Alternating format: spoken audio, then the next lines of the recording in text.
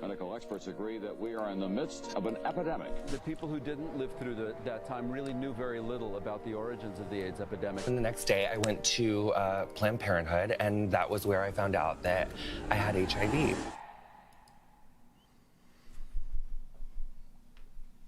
Jesus. Guys, the problem is that if I'm responding to chat, I'm reading chat, okay? I'm enjoying the video of Greek, and I've always been behind it. Always talked about it. I was talking about it to Greek off stream all the time. I love Greek, but the thing is that you guys make things and remarks regarding me, and that makes the whole thing negative, dude. And I can't watch it while being happy, because all you guys do is throw insults at me, dude. Yeah, dude, look at you, dude. Yeah, skeleton dying. Loud. Dude, what?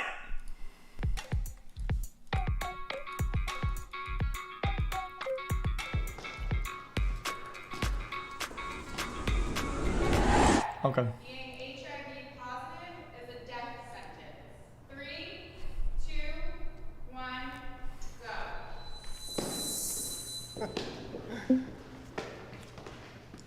Even being diagnosed with AIDS, I had full-blown AIDS when I was diagnosed in 2012.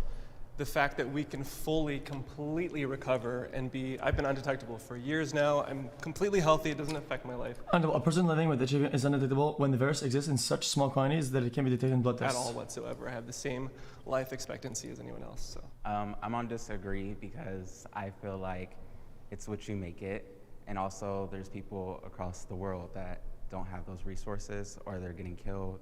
So I feel like not everyone can just go to the LGBT center or go to the doctor and get taken care of. So that's why I'm on disagree.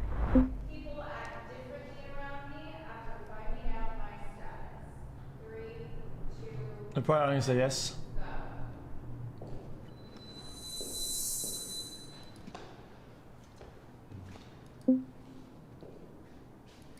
Like, good example are my parents. I was very nervous in telling them when I received this diagnosis. They didn't know how to handle it, how to take care of me or proceed, or how to even support me. There are things that changed. And then as time passed by, they finally started getting more familiar with it. They've come to accept it in a short amount of time. This is For Jubilee, me, okay? like, I don't think I ever have relationships that get beyond the point of once you know, we're gonna either go forward as a friend or a relationship, or we're not. I mean, the last time I remember that, I was 17 and I had a buddy of mine. We were at the movie theaters and there was like some gum or something, and he was just jokingly like, "Oh, be careful, you don't want to touch that, you'll get AIDS." And I literally took that moment to tell him and to open up, and he changed, and it was just a joke in his mind, and I knew it was just a joke, so I took that time to be like, look, this is what it means, this is why it's not necessarily so funny in this context. And he apologized, and we grew, and we're still friends till this day. Yeah, I don't think anyone's treated me like unfair or treated me different. Well, they treated me differently because a lot of people try to like victimize myself, or like they'll make comments like, oh, like how do you do it? Like how are you thriving? How are you surviving? And I think people just like used to always feel sorry for me, and I kind of didn't like that. So I was like, I just never wanted to be a victim, and that's why I go so hard today with my Chat, I wouldn't laugh. It's the chat, dude. It's the chat. It's things like the joke he did. It's things that people do all the time. They do it all the time, and now chat just struck it out, dude. career and everything that I do. Yeah. I was well educated on safe sex and HIV before my diagnosis. 3, 2, 1, go.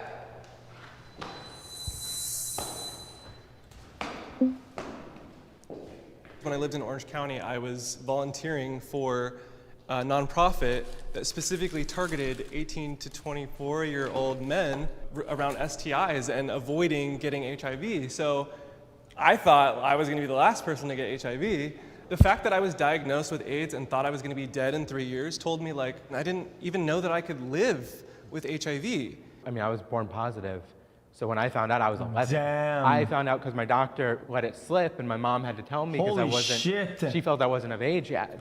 the next week in That's school, fucking dog shit. we were taking sex education, we were learning, and I had found out all about this HIV and the death rates and what it meant to be positive, and I'm this 11-year-old. So like, it is this thing that I learned, it was a crash course. I'd say I learned fast about what everything was. That's terrible But RNG. for me, I didn't even get to that point yet.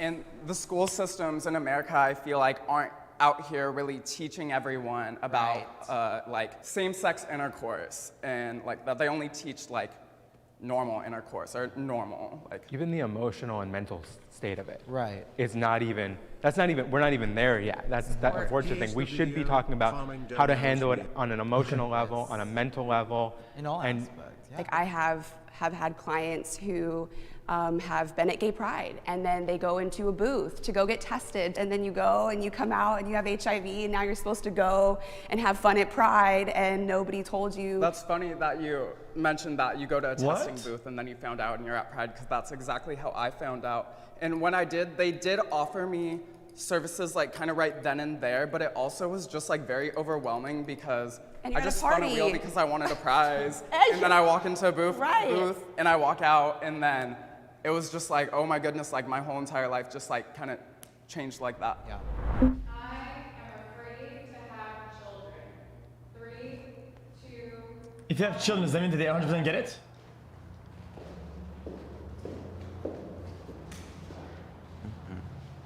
Damn. I am not afraid to have children because we have the stats of how many women have not passed the virus to their children having a natural birth.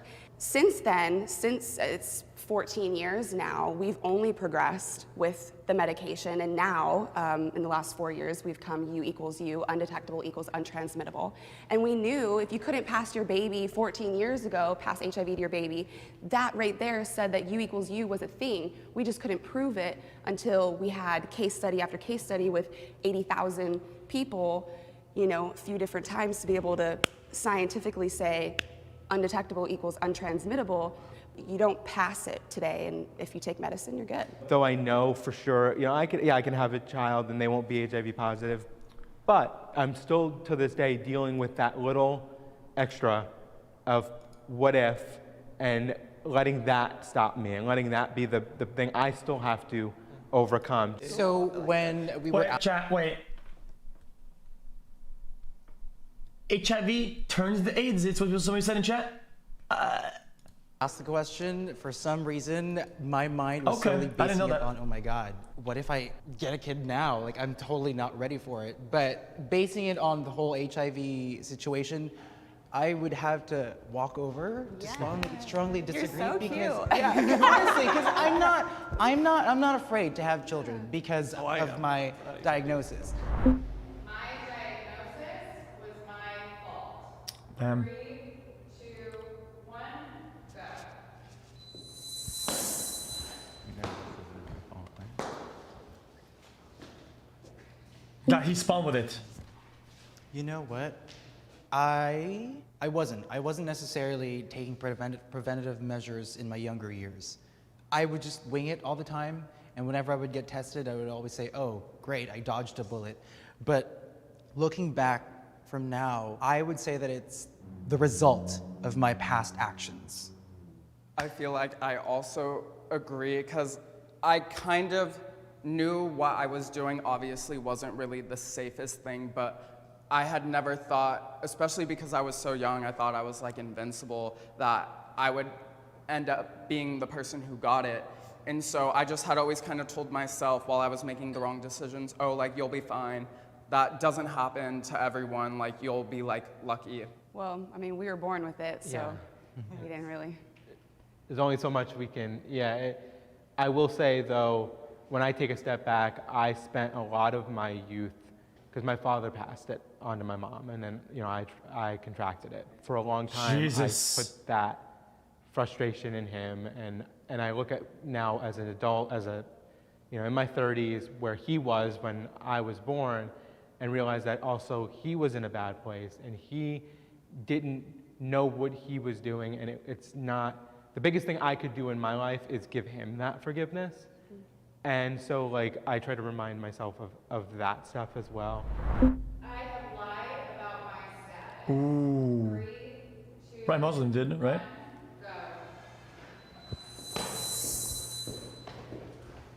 1, go. Okay, I will speak. There was only one instance when I lied about my status. I was fairly new to the diagnosis. Yeah, I know it's illegal. Of course it is. Was still not fully ready to embrace it, and it was already in the heat of the moment. So I figured, okay, if I stop now, then it'll totally ruin everything. I myself am secured that I'm not going to transmit it to my partner, but I don't think we have the time right now to educate the partner while we're in the heat of the moment. So because Wait, what the fuck? No, it reset the whole thing. To embrace it, I will speak since when I lied about my status. I was fairly new to the diagnosis, and I myself was still not fully ready to embrace it, and it was already in the heat of the moment. So I figured, okay, if I stop now, then it'll totally ruin everything. I myself am it's better to ruin everything than fucking ruin possibly the person's life, right? Fuck. Secured maybe that I'm not going to transmit it to my partner, but I don't think we have the time right now to educate the partner while we're in the heat of the moment. So because I was confident enough that I'm not going to transmit it, I simply just said, oh yeah, I'm negative. And I can understand why, because sometimes I think about it like, why do we even have to say it? We're undetectable. There's nothing there to pass. It is impossible. A blood test cannot even pick up the level count of the virus. So it's almost like what my adopted mom says, it's HIV neutral. I always practice safe sex. 3, 2, 1, go. What? Guys, this is maybe I'm not. I don't know enough to have an opinion. No opinion about any of it. Fuck it. I agree because the way I was diagnosed, well, no one told me, and I kind of had to find out for myself and kind of just like exploring and just, I don't know, I just feel like it's just a thing that I do, and I feel like it's just good karma for me, so. I leave it up to my partner. I've been in long-term relationships where my partners were not comfortable not wearing a condom. Okay, that's cool with me. I've been in long-term relationships where they're cool with not wearing a condom, and that has been most of my relationships, and not one person is contracted. For me, psychologically, I think growing up and being in such denial for so long about being gay, and then being bullied about it and like hating myself in a way for being gay for so long. I didn't lose my virginity until I was 22 to a guy, and it was like at that point I was so desperate for intimacy, for a connection with another guy, that the last thing I wanted was, sorry, I'm getting a little, the last thing I wanted was to have a physical barrier between us. I was so desperate to connect with another human being. So I think that's why I was willing to compromise my body in order to get that intimacy that I like desperately was craving.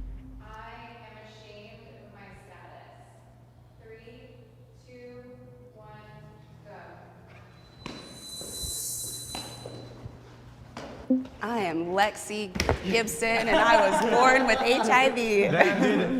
I feel like my status has like brought me to a place in my life where it definitely over this past year has shaped who I've become and how I carry myself. And so I feel like being ashamed of it, although I used to be, it's not like that anymore for me because it's just something that I want to be an advocate for. And I feel like it's just stigma.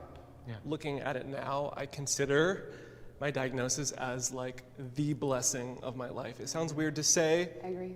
But I feel like it was like God, the universe, kind of slapping me upside of the head and saying, wake up. You are on autopilot.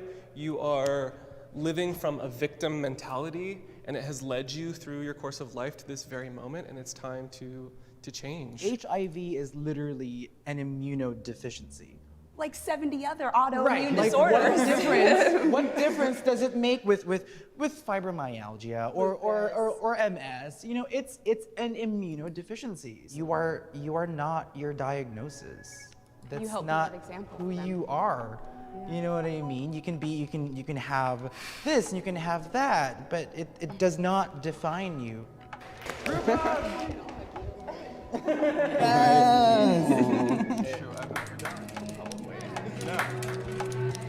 Thank you.